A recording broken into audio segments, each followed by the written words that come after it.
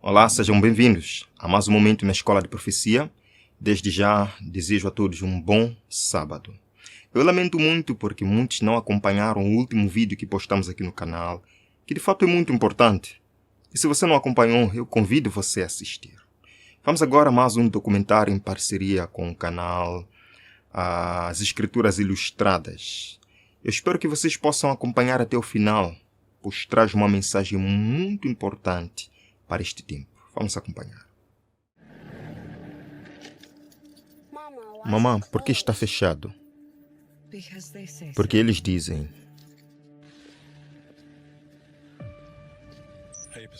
Documentos, por favor.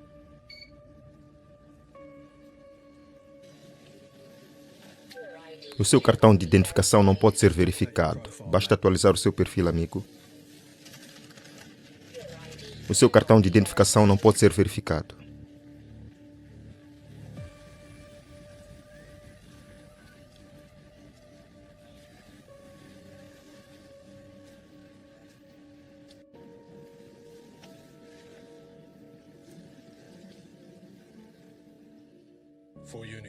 Para a unidade, para a paz.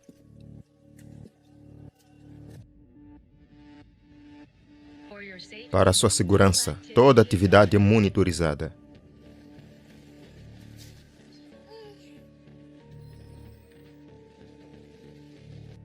Amigos, ouçam-me esta noite.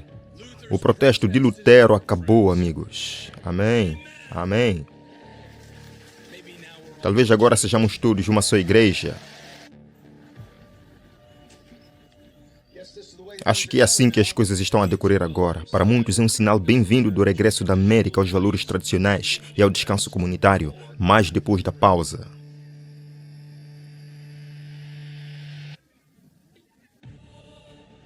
Dizem que se não cumprirmos, perderemos tudo. É melhor perder tudo do que perdê-lo. Senhor, dá-nos força para resistir.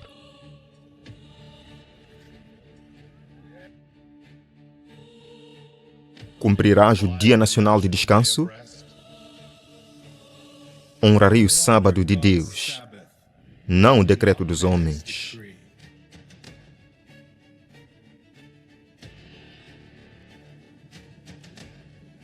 Senhor, fortalece o teu povo para a última hora.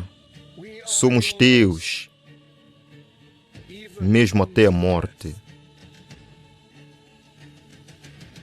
A partir desta noite, a observância do Domingo Nacional é obrigatória. A aplicação começa ao amanhecer. Espera-se que os cidadãos... Escreve a tua lei nos nossos corações.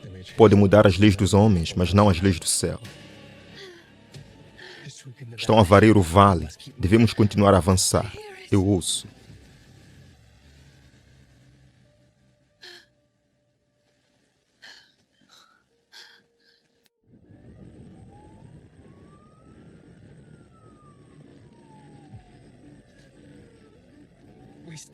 Estamos com Deus, custe o que custar. Então vamos.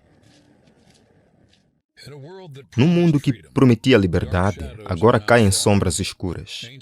Poderes antigos estão a ressurgir e novas leis, tanto no Reino Unido como nos Estados Unidos, estão a apertar o seu controle.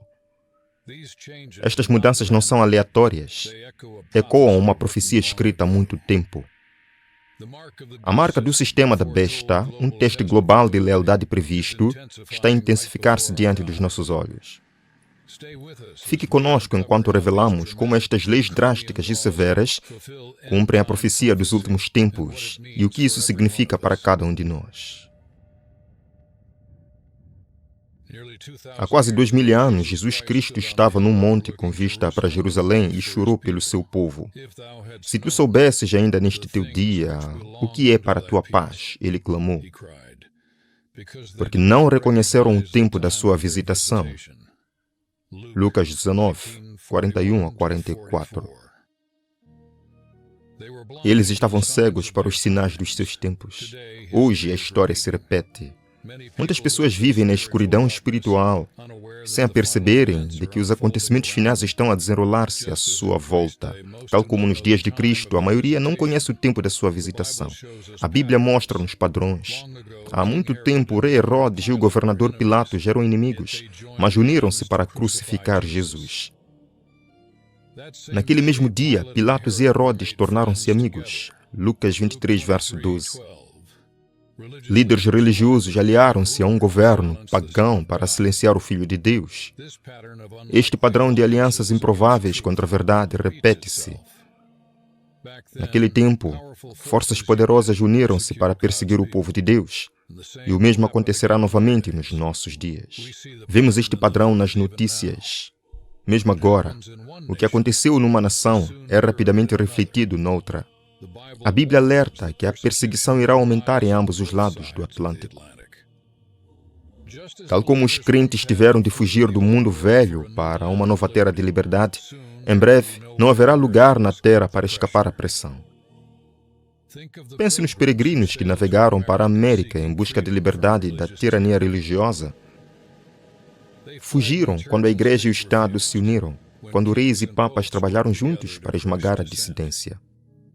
Agora essas condições opressivas estão a reaparecer tanto na Europa como na América. Jesus previu que muitos seriam apanhados desprevenidos. Numa visão, uma autora viu pessoas chocadas pela destruição súbita, exclamando: "Sabíamos que os juízos de Deus estavam a chegar à terra, mas não sabíamos que viriam tão depressa." Da mesma forma, hoje, as mudanças estão a chegar mais rapidamente do que esperado. A profecia está a cumprir-se diante dos nossos olhos, mas tão poucos compreendem. Ao começarmos, lembre-se deste tema solene. Muitos em breve dirão: "Sabíamos que a crise estava a chegar, mas não sabíamos que viria tão depressa." Há 5 séculos, a reforma protestante afastou a Inglaterra da autoridade do Papa. Foi fundada a Igreja da Inglaterra e o monarca britânico deixou de se ajoelhar perante Roma. Mas agora, numa reviravolta histórica surpreendente, o atual rei britânico está a fazer amizade aberta com o Papa. E pela primeira vez em 500 anos, o rei Carlos III viajou para Roma numa visita de Estado ao Vaticano, tornando-se o primeiro monarca britânico a rezar publicamente com o Papa desde a Reforma. Este encontro é muito mais do que uma visita de cortesia. É uma reunião simbólica entre o monarca e o pontífice, igreja e Estado. Esta aliança é descrita como um vínculo ecumênico e interreligioso. Por que é tão significativo? A profecia bíblica compara a igreja romana a uma mãe e as igrejas protestantes a filhas que um dia se separaram dela. Durante séculos, desde a época de Martinho Lutero, essas filhas, as denominações protestantes, distanciaram-se da influência de Roma. Mas a profecia dizia que as filhas retornariam à sua igreja-mãe. Agora vemos isso a acontecer. Ao rezarem juntos e aceitarem honras do Papa, o rei de Inglaterra está, de fato, a sinalizar de que a Igreja da Inglaterra está a regressar ao braço de Roma. Consideremos os títulos e honras envolvidos. O Papa concedeu ao rei Carlos uma designação especial, Consolador Real, reconhecendo-o como um irmão espiritual. Deu até ao rei um assento dedicado numa basílica do Vaticano, uma cadeira com o brasão do rei Carlos, reservada para futuras visitas. Imagine isto: um rei que outrora foi protestante literalmente sentado na igreja do Papa. É um símbolo vívido da amizade e unidade. A inscrição na cadeira em latim diz: "para que sejam um", referindo-se à oração de Jesus para a unidade, João 17, 21. Mas esta é uma unidade falsa. Não se funda na verdade da Bíblia, mas em deixar de lado a verdade para se alinhar com o poder papal. A história fornece um contexto sóbrio. O rei Henrique VIII, embora tenha cortado relações políticas com Roma, recebeu o título de defensor da fé por um papa depois de ter escrito contra os reformadores protestantes. Esse mesmo título agora cabe ao rei Carlos. Nos tempos de Henrique, sinalizava lealdade ao ensino papal acima da fé protestante. O que sinaliza hoje? O rei Carlos alinhou-se publicamente com a agenda do Papa. Eles estão, como alguns dizem, na mesma equipa do Papa. Profeticamente, esta reunião cumpre a visão do Apocalipse. As Escrituras dizem que o poder papal da besta reinaria mais uma vez sobre a terra. Apocalipse 17, versos 8. Depois de sua ferida mortal ter cicatrizado. Durante a Reforma, o papado perdeu o controle das nações como a Inglaterra. Agora o Papa está a recuperar influência nos mais altos níveis de governo. A Bíblia previu um tempo em que o papado diria: "Sinto-me como rainha e não sou viúva", significando que recuperaria o seu antigo cônjuge, o poder secular. Ver o monarca britânico a curvar-se efetivamente em comunhão com Roma mostra que a ferida mortal está de fato a sarar. Igreja e Estado estão a unir-se de uma forma não vista há gerações.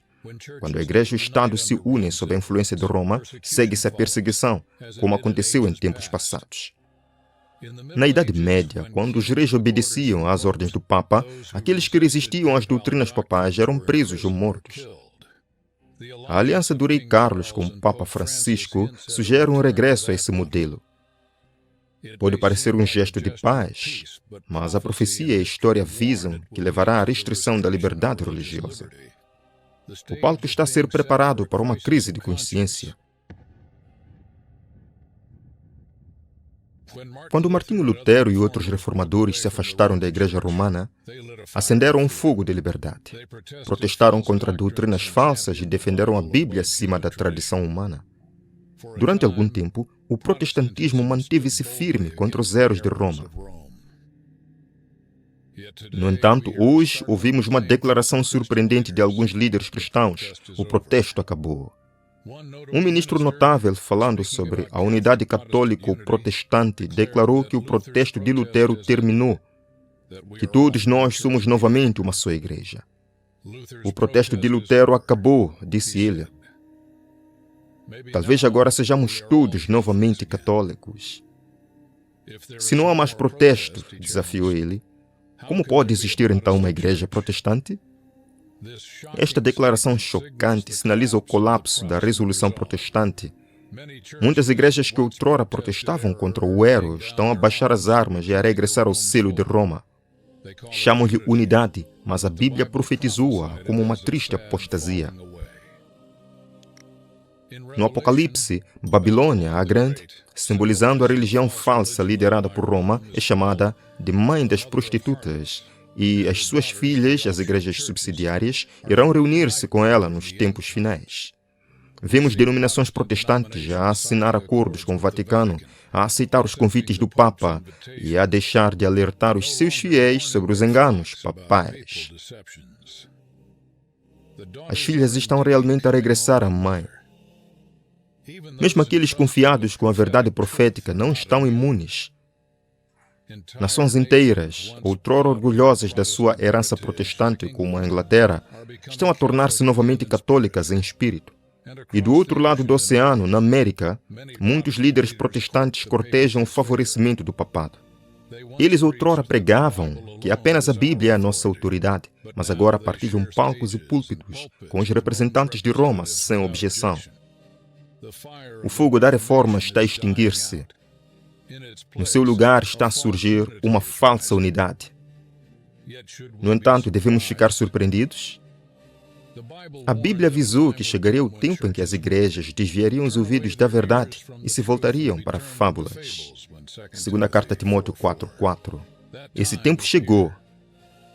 O cristianismo popular ignora em grande parte as mensagens proféticas que outrora deram aos protestantes a sua identidade. O resultado é um vazio que Roma está ansiosa por preencher.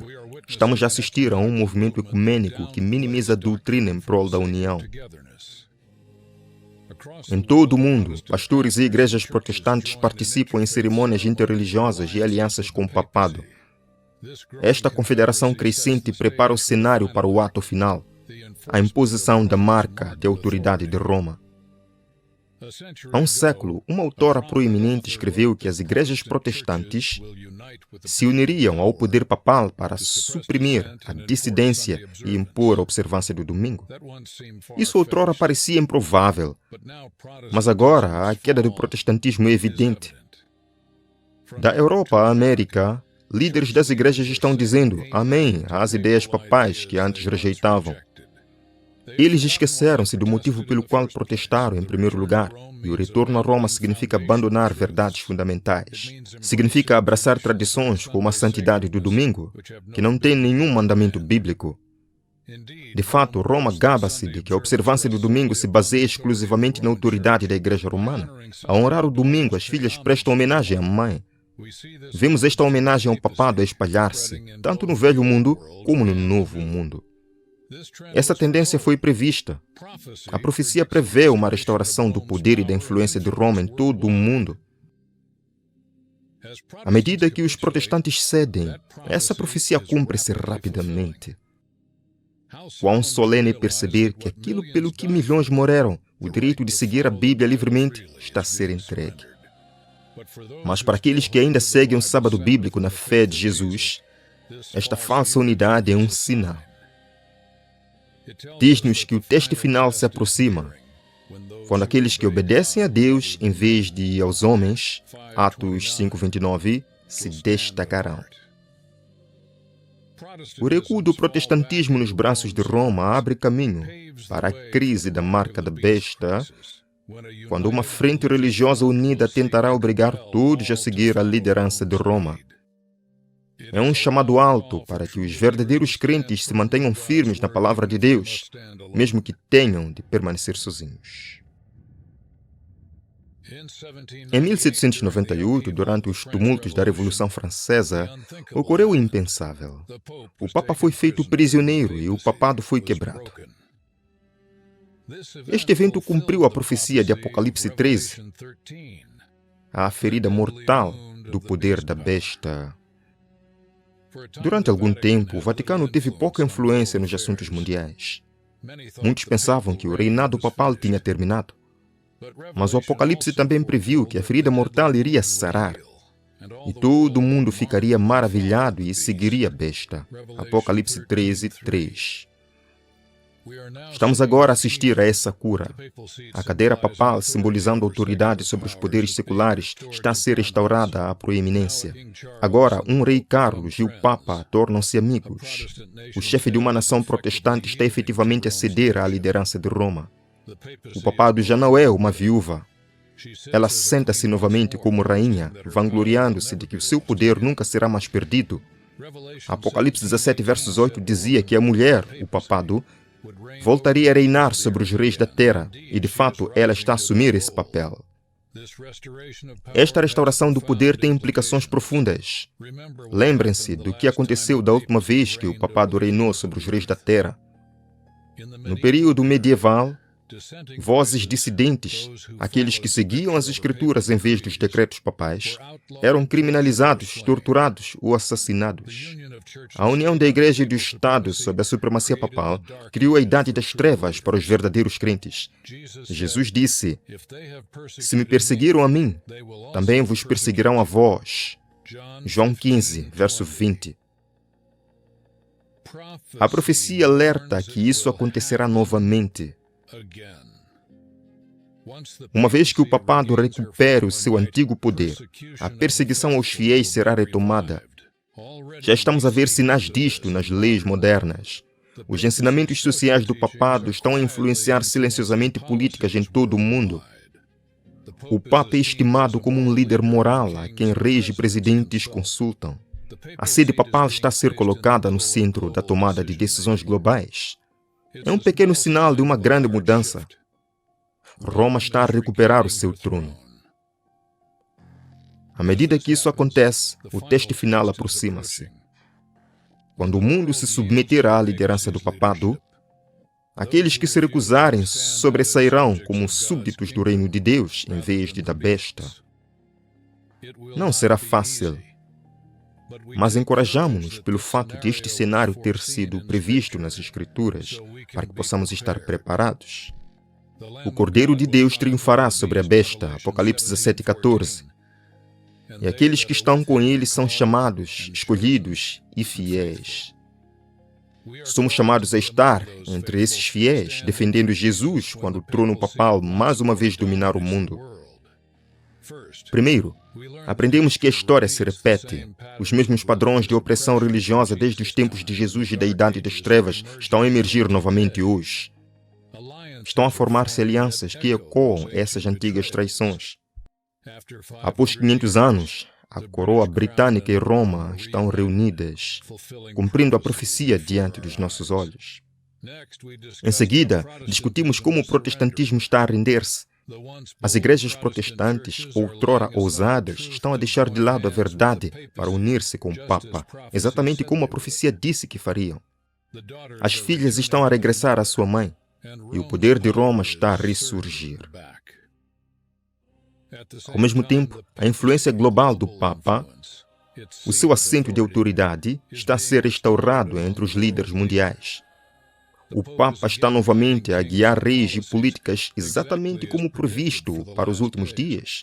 Até agora, o quadro é claro. Tanto o velho mundo como o novo mundo estão a mover-se na mesma direção, de volta para Roma. Na Europa, os laços antigos com o papado estão a ser revitalizados. E na América, uma nação fundada na liberdade, os líderes estão cada vez mais apoiantes da agenda do Papa. Estas mudanças religiosas e políticas preparam terreno para o que vem a seguir. A partir daqui, exploraremos como estas tendências se conectam a um sistema de controle digital em rápido crescimento, que poderia monitorizar compras, vendas e movimentos, cumprindo a profecia da marca da besta. Também veremos como a América está à beira de impor leis religiosas, desde o projeto de descanso aos domingos até planos nacionais como o Projeto 2025. Finalmente descobriremos a esperança que temos em Cristo ao enfrentarmos o que está por vir. Do outro lado do Atlântico e no velho mundo da Europa, a influência de Roma está a ressurgir. Em países que séculos atrás se curvaram ao domínio papal, o mesmo espírito está a reviver-se. Muitas nações europeias já reconhecem o domingo como dia de descanso por lei, um legado da influência católica. Na Alemanha, por exemplo, a maior parte das lojas está fechada aos domingos. Estes são ecos modernos do romanismo, o sistema de autoridade e tradição da Igreja do qual os reformadores fugiram. A Bíblia previu que, tanto no Velho como no Novo Mundo, a influência de Roma se reviveria. A profecia anuncia uma restauração do seu poder. Tanto no Velho como no Novo Mundo, o papado receberá homenagem na honra prestada à instituição do domingo. Estamos a observar isto acontecer. Nações com profundas raízes católicas estão a promover a observância do domingo por razões morais ou familiares. Os esforços para promover um domingo sem trabalho estão a crescer, apresentando um benefício para a sociedade. Estes refletem o passado, quando imperadores e reis sob a influência da Igreja impunham o descanso do domingo. Agora volte-se para o Novo Mundo, especialmente para os Estados Unidos. A América foi fundada como um refúgio da religião imposta pelo Estado no Velho Mundo, com uma Constituição que protegia contra a união entre Igreja e Estado. Mas hoje, vemos um movimento para desfocar essa separação. Vozes influentes promovem o nacionalismo cristão, a ideia de que o país deveria ser governado por leis cristãs. Na superfície, soa nobre, mas na prática, muitas vezes significa impor uma forma do cristianismo através da lei civil, muito como Roma fazia em épocas passadas. Os defensores modernos deste movimento dizem que as leis civis devem impor valores religiosos. Alegam que a nação deve voltar-se para Deus. Isto ecoa o que Apocalipse adverte, uma imagem da besta em que a Igreja e o Estado se unem para impor a adoração. Apocalipse 13, 14 a 15. Na prática, uma nação fundada por protestantes começaria a agir como o poder papal, impondo decretos religiosos. A profecia diz que a América, simbolizada por uma besta com chifres de cordeiro, um dia falará como um dragão, ordenando ao mundo que adore a primeira besta, o papado. Já a cultura e os tribunais americanos mostram mais deferência ao cristianismo tradicional na vida pública. A ideia do domingo como um dia nacional de descanso está a ganhar apoio sob o pretexto de promover o tempo e a família ou o bem-estar da sociedade. Mesmo algumas vozes seculares veem sabedoria num dia de folga comum. Mas por trás disso, a profecia bíblica vê um plano global a tomar forma. Os princípios do papado estão a ser adotados tanto na Europa como na América, preparando-se para convergir na questão do culto obrigatório. Para os crentes na Bíblia, estes acontecimentos são surpreendentes, mas afirmativos. Há mais de 100 anos, os cristãos foram instados a vigiar o romanismo no Velho Mundo e a ascensão do protestantismo apóstata no Novo. De fato, o romanismo está a ressurgir em todo o lado, e o protestantismo comprometido está a unir-se a ele. Isto prepara o terreno para o próximo passo, a imposição da marca da besta, que abordaremos a seguir. Mas primeiro, vejamos como a tecnologia moderna está a possibilitar estes movimentos proféticos. Quando a Bíblia alerta que um poder da besta proibiria comprar e vender a quem não tiver a sua marca, Apocalipse 13:17, as pessoas costumavam perguntar-se como isso poderia ser aplicado em todo o mundo. Hoje temos uma resposta: a tecnologia digital. Antes de prosseguirmos, deixe-me esclarecer uma coisa. Esta sessão não trata de identificar o que é a marca da besta. Em vez disso, estamos a conectar-nos em como o mundo poderá impedir que as pessoas comprem e vendam como consequência de não terem a marca da besta. Governos e empresas estão a construir sistemas que podem monitorizar todas as transações e verificar a identidade de cada pessoa. No Reino Unido, por exemplo, os líderes anunciaram planos para tornar obrigatório um ID digital para a vida cotidiana, mesmo para o direito ao trabalho. No final do mandato deste Parlamento, se estes planos tiverem sucesso, ninguém poderá começar um novo trabalho sem um ID digital aprovado pelo governo. Um anúncio disse-o claramente. Não poderá trabalhar no Reino Unido se não tiver um ID digital. É tão simples quanto isso. Pense nisso. Uma pessoa sem as credenciais digitais adequadas poderia ser excluída de ganhar a vida. Soa assustadoramente como a profecia do Apocalipse. Observadores notaram o paralelo. Um sistema onde não se pode comprar ou vender sem a marca exigida.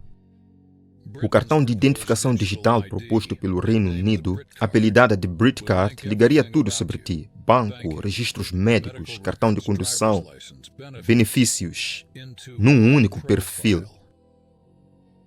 Cada compra ou movimento que faças poderia ser rastreado. Um relatório alerta que todos os cidadãos se tornariam visíveis digitalmente para o Estado em todas as transações. Uma vigilância total dessa natureza teria sido impensável há algumas décadas. Agora está à beira de se tornar realidade. É aqui que outro elemento profético entra em foco: leis draconianas. Ao longo da história, sociedades sob pressão promulgaram leis extremas que punem a dissidência e retiram a liberdade. Mas nunca antes o mundo teve as ferramentas tecnológicas para impor tais leis de forma instantânea e universal. Em épocas passadas, leis draconianas exigiam exércitos, informadores e força física. Hoje não é necessário mais do que uma entrada numa base de dados. Com identificações digitais, sistemas de pagamento centralizados e vigilância em tempo real, uma única lei aprovada em nome da segurança pública ou da unidade nacional pode ser aplicada automaticamente a milhões de pessoas. O que antes exigia força bruta pode agora ser executado através de algoritmos. A profecia alerta que está a chegar um tempo em que as leis severas serão impostas exigindo adoração e obediência, e aqueles que recusarem enfrentarão penalidades econômicas. O sistema de controle digital está a transformar isso de teoria em prática, e o Reino Unido não está sozinho nisto. A União Europeia está a trabalhar numa carteira digital universal para todos os europeus. Países como a Índia e a China já implementaram sistemas nacionais de identificação digital e de pagamento que controlam como as pessoas acedem a serviços. Na Índia, por exemplo, o governo promoveu a transição do dinheiro físico para o pagamento digital, o que deu às autoridades uma supervisão sem precedentes das finanças pessoais. Sem dinheiro físico, um dissidente pode ser excluído da economia com apenas alguns cliques. Nos Estados Unidos, tendências semelhantes estão em curso. O governo federal está a explorar uma moeda digital do Banco Central, CBDC, um dólar digital. Ao nível estadual, muitos estão a implementar carteiras de motorista digitais e identificações digitais. O estado de Utah, por exemplo, está a testar um programa estadual de identidade digital para fornecer a cada residente uma credencial digital verificada. Embora seja promovido pela conveniência e segurança, estes sistemas também significam que um sistema central poderia decidir quem está autorizado a comprar, vender, viajar ou trabalhar. Imagine um futuro sem dinheiro físico e apenas com dinheiro digital controlado pelo governo. Se escolher desobedecer a uma futura lei religiosa, por exemplo, ao recusar-se a cumprir um dia de culto obrigatório, aqueles no poder poderiam bloquear o seu acesso a fundos com um clique. Num instante, você não conseguiria comprar comida ou vender produtos. O que parecia ficção científica é agora tecnicamente viável. De fato, para impor a marca da besta, um sistema econômico e de identificação totalmente digital seria o ideal. Permitiria às autoridades rastrear, seguir, dar ou negar acesso com base em quem cumpre e quem não cumpre. Estamos rapidamente a aproximar-nos desse cenário. Os líderes frequentemente afirmam que estas tecnologias são para eficiência ou segurança, mas o resultado será controlo sem precedentes. A antiga advertência da Bíblia está a tornar-se realidade. Uma rede de alta tecnologia capaz de impor um decreto global está a ser preparada. O mundo poderia em breve encontrar-se cativo de um sistema que decide quem pode participar no comércio. Todas as peças estão no lugar. Só falta o catalisador de uma lei religiosa para ativar a profecia completa.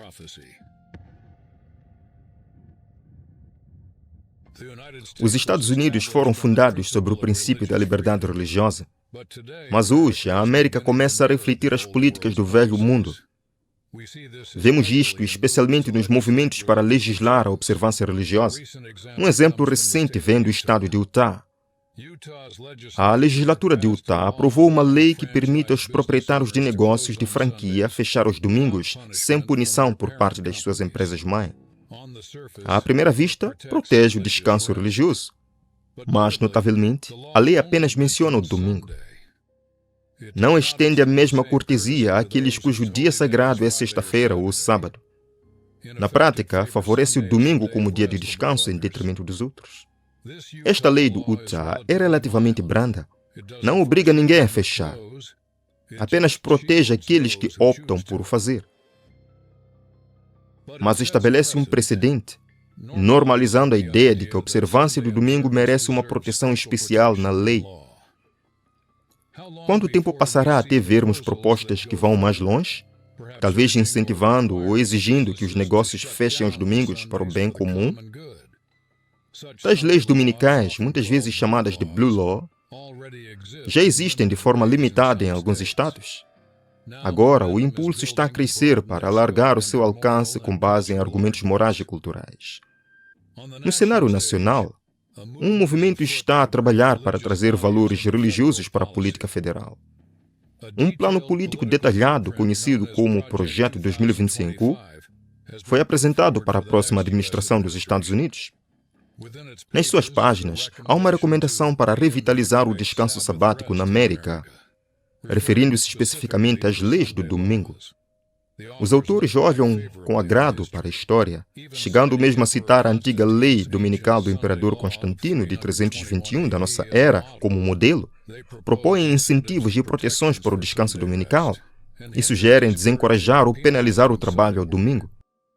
Essencialmente, vozes proeminentes estão a planear um futuro onde a sacralidade do domingo seja mantida pela política nacional.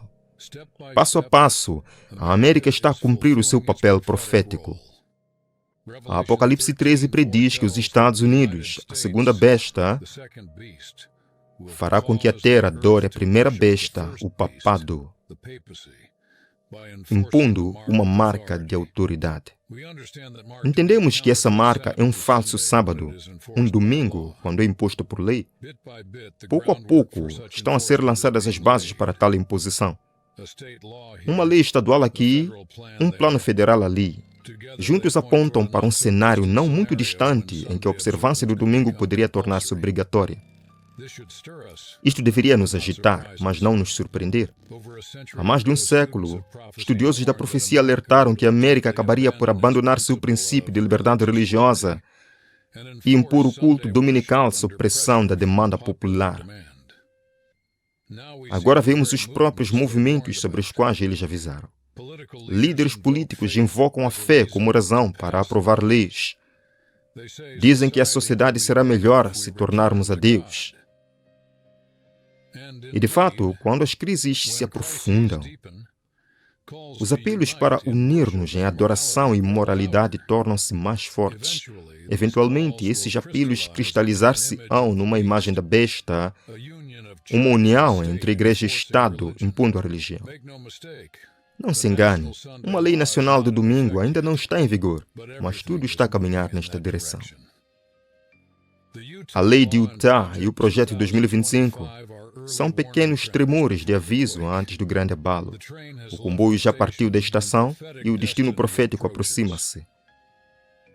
Em breve, a Terra da Liberdade falará como um dragão, e o que agora é uma reverência opcional ao domingo tornar-se-á um teste de lealdade. Nesse momento, cada pessoa terá de escolher obedecer às leis do homem ou à lei de Deus. Essa escolha final é de que trata a crise da marca da besta e está a avançar rapidamente em nossa direção. A Bíblia é clara ao afirmar que, quando a marca da besta for imposta, aqueles que rejeitarem enfrentarão perseguição. Quanto aos que não adorarem a imagem da besta, devem ser mortos. Diz Apocalipse 13:15.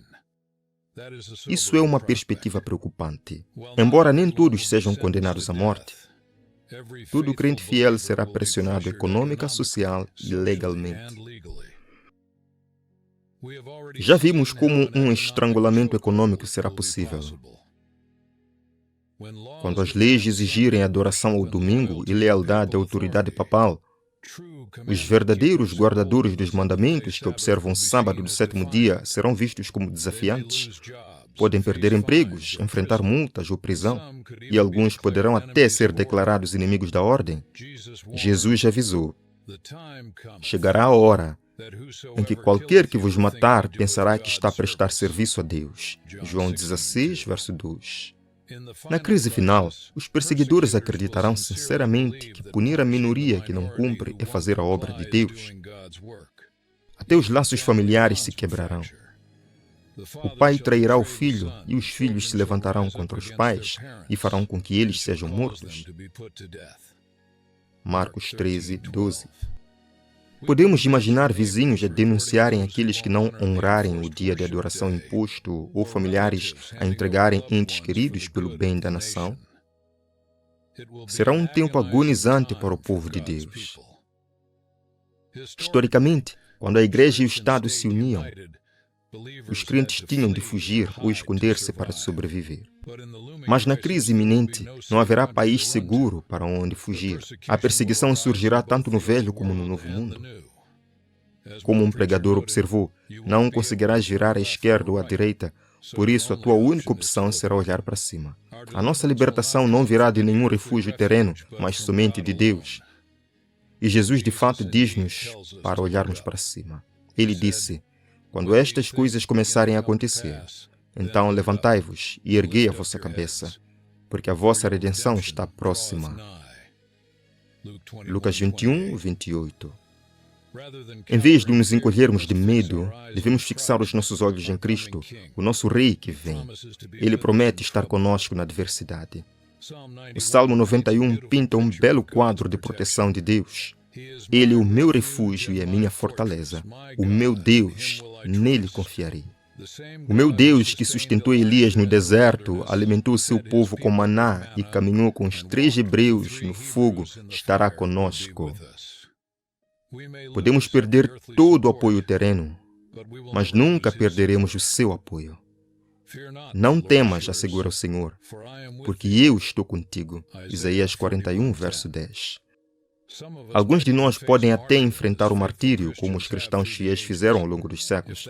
E se esse for o nosso destino, Deus dar-nos a força e, além da sepultura, aguarda-nos uma coroa de vida. Apocalipse 2, 10. Outros viverão para ver Jesus regressar em glória sem provar a morte. De qualquer forma, a vitória está assegurada para aqueles que se apegam a Cristo. Ele prometeu: nunca te deixarei, nem te abandonarei. Hebreus 13, 5. Mesmo que o mundo inteiro se volte contra nós, não estamos sós. A tempestade que se aproxima será feroz, mas será breve. E quando passar, toda lágrima será enxugada. A nossa tarefa é permanecer fiéis durante a tormenta, com a nossa esperança ancorada em Jesus, até que Ele venha para terminar com todo o sofrimento para sempre. Caros amigos, percorremos realidades sombrias, leis draconianas no Reino Unido e nos Estados Unidos, uma grande aliança religiosa a restaurar o poder papal, um sistema digital prestes a controlar a compra e a venda, e uma tempestade de perseguição a caminho. Pode parecer avassalador, mas lembre-se, Deus deu-nos estas profecias não para nos assustar, mas para nos preparar. Ele quer que saibamos que Ele ainda está no controle. Cada previsão cumprida é a prova de que a sua palavra é verdadeira. Jesus disse que nos conta estas coisas de antemão, para que quando acontecerem, possamos crer. João 14, 29. O que devemos fazer agora com este conhecimento? Primeiro, despertar espiritualmente. Agora é o momento de procurar uma caminhada mais próxima com Deus, de estudar a Bíblia como nosso guia e de orar por uma fé inabalável. Jesus chorou sobre aqueles que não reconheceram o tempo da sua visitação. Que essa não seja nossa realidade. Os sinais do fim estão a desenrolar-se em tempo real. Não devemos adormecer enquanto o mundo acelera rumo ao clímax da história. Em segundo lugar, partilhem a verdade com amor.